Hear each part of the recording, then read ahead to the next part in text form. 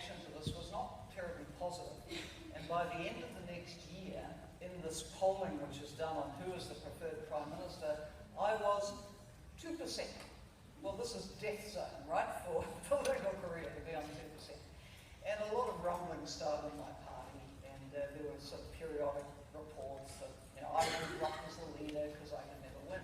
I had to stare all this down continually. And I remember one day, early in the election year, which was 1996, I had a delegation of senior members of my party come and say, you can't make it and you should stand down. I said, I'm not going anywhere. If you want to get me out of this job, you must go to our party room, move a motion with no confidence, see if you can carry it, and then, of course, I'll accept that judgment. We went to the party room meeting 30 minutes later. They never moved that motion because I stood there. Because I had conviction I could do it. So that's You're not getting out of the way because somebody's trying to push you out. Yeah, I think women have a different way of approaching things. And I think the one challenge that I will always remember is when the European Union ambassador at that time in Malawi by the name of Alexander Baum, now he's based in Botswana, alerted me about what he had heard about theft of public funds. The decision I had to make at that point was, what action do I take? I must arrest this. I was convinced there was no other way. I was warned by the perpetrators, if you come after us, we will not only smear this back onto you, but we shall either kill you or bring you down.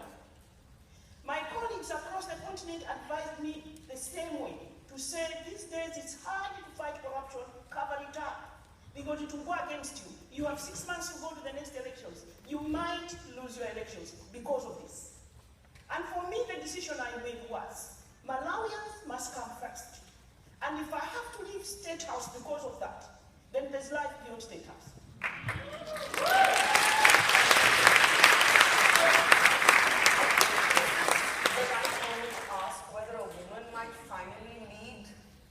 United Nations General Assembly, Helen.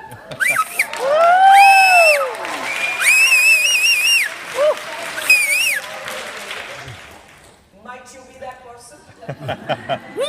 Better be. This is a marathon, this process. I announced over 5 months ago. You had t-shirts that said Auntie Helen. That's right. I love it. Well, there's a little bit of term of endearment where a lot of people call me Auntie Helen. Right? So that's nice. And there are t-shirts around this. Auntie Helen for SG. But look, it's a tough contest. There's a lot of geopolitics in it. There's a lot of debate about what style of leader is needed at the UN. I've made my case, not backed by any great crowd, but as an independent candidate from a little country in the South Pacific, to say there's a job to be done here. The world faces such incredible challenges, and we see them all debated at a summit like this. The UN has to step up. It has to be better at its job, and that's going to take leadership, and it's going to take someone with a profile like mine. So I'm standing my ground and saying I'm available.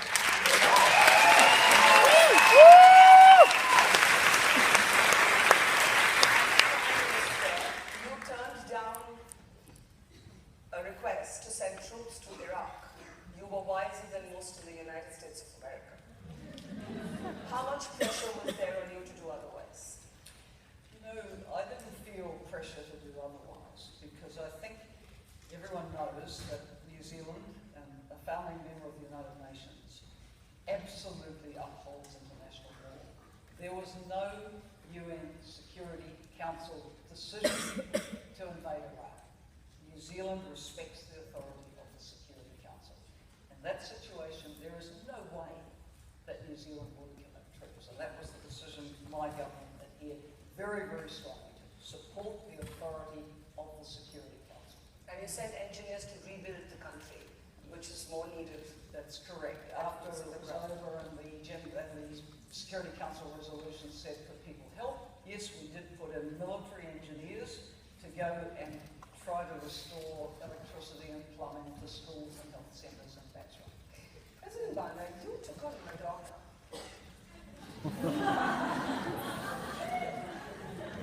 We want to get to know both of you better, right? So we want to go beyond the usual questions that you're asked at conferences. Why do you not like Madonna?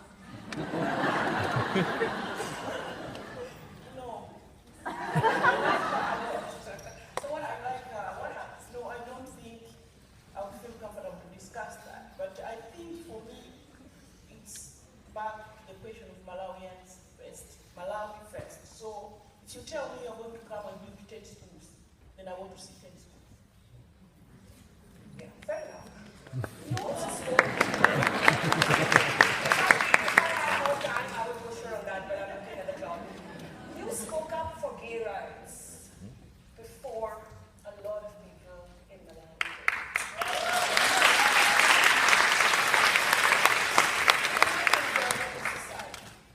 How difficult was that?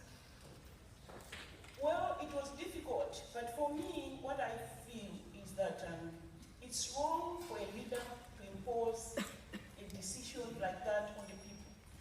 So what I said in Parliament was to ask Malawians to discuss this matter and to make a decision through their representatives on what they want to do.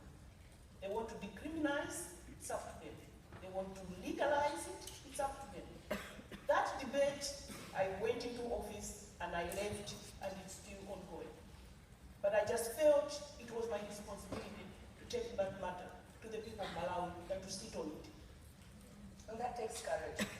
Tell us a little bit about yourselves, how you got to this point. You grew up on a farm with 3 sisters, and your mother had to give up her career to bring you before of you up. And you decided pretty early on that you were not going to do that. But perhaps you simultaneously chose also to not be a parent. Do women still find that choice difficult? I always say till there's equality at home and there's equal parenting, there can't be equality at work. Well, I always say I never made the decision to have a family, because actually I have no regrets in my life about the course that I've taken. I had a wonderful childhood on a farm. My parents supported me in everything I ever wanted to do, going to university, which involved some financial sacrifice from them, teaching at the university, going into politics. Even though at the time I went into politics, I went in from a different party from what they were voting for. They totally supported me all the way, no question. My strongest supporter to this day is first my husband, and equal with him, my 94-year-old dad, who follows my movements around the world and texts me about them. So I've had such wonderful family support, and no one could ask for more than that in having the sort of career that I've had, which often involves a lot of people throwing a lot of rubbish at you. So you absolutely have to have your family solid there behind you. Why is it that successful women are made to feel apologetic for ambition? Why is ambition a bad word when it comes to us? I think, allow me to speak like an African woman. Yeah, because I have always said that our approach must be different.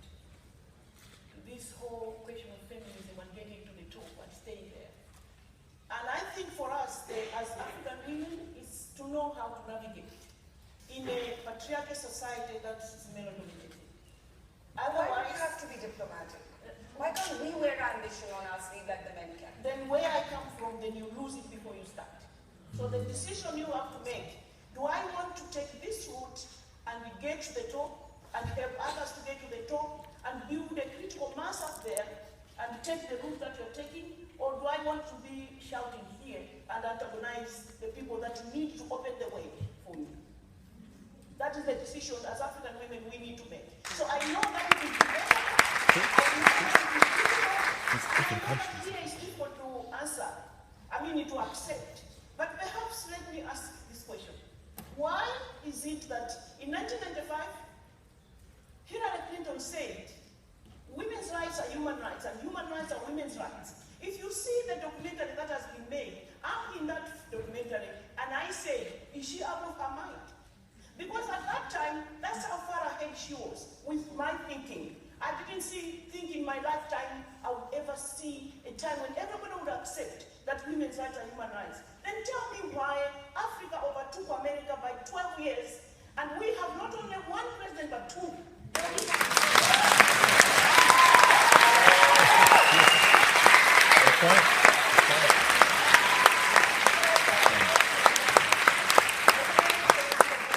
Parts of the world where we have these meek, oppressed women, and I'm not that many millions of women are indeed in Africa, in Asia, in India, in Malawi. But I do have to respectfully disagree. I'm disturbed by this need to be a diplomat. I want to be ambitious. I like my ambition. Why can't I embrace my ambition if the men in suits can? Yeah, women should be ambitious. They should stake their ground. We can do anything as well as anybody else. I remember back to early years when I was active in politics. The slogan always was, girls can do anything. And to show the way, you need women prepared to stand their ground, stand up, have a go. You won't always win, but have a go. Because your merit and worth is as good as anybody else's in any of these contests of races. So the races for the top. So we just have to with that same belief, but taking different approaches. That's my position. It's personal, right? Everybody has to find their own path because that's what feminism is. It's about choice. It's about freedom. I want you to share, I've seen the clock, we have a minute, the toughest personal memory that you carry with you. The personal, not political, but that has impacted your politics. What's the one thing you would say to the young girls, and I say girls and not women, in this audience or anyone listening to this? What would you say to young girls? What would you say to young girls? What should they learn from your battle? What would you not want them to go through that you went through? I think in my case, I really believe that things are changing for the better. But I think for me was to go to sleep today as vice president and wake up tomorrow and the president is dead and I must become president. And the battles, the 72 hours, the battles that went with that is to stand the ground and make a decision. Do I just give up because they're denying me my right to take oath? Or do I stand my ground for the benefit of this country? And if I don't stand my ground, I'll be letting down the women of this country to make that decision. What I would say is we just have to learn to have a deaf ear to all the frankly misogynist things that are said about women making their way to top positions. You know, everyone will have a view on how you dress, how you look, what your makeup's like, are your teeth crooked, all of the stuff. Do you smile enough? I mean, I'm so tired of hearing that about we're so tired. So just look straight ahead, put your earplugs in and say, I believe I can do this.